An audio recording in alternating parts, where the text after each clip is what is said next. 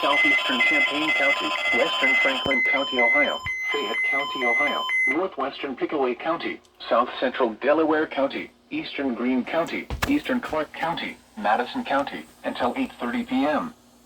At 7:25 p.m., severe thunderstorms were located along a line extending from near Mechanicsburg to 6 miles south of Xenia, moving east at 35 miles an hour. Hazard, 70 miles an hour wind gusts.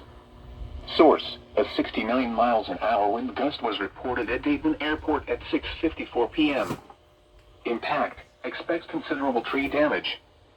Damage is likely to mobile homes, roofs, and outbuildings.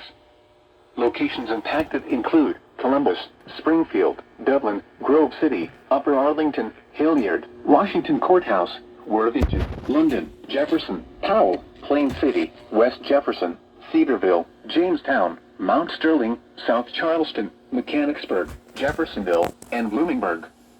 This includes the following interstates: I-70 in Ohio between mile markers 59 and 95. I-71 in Ohio between mile markers 58 and 94.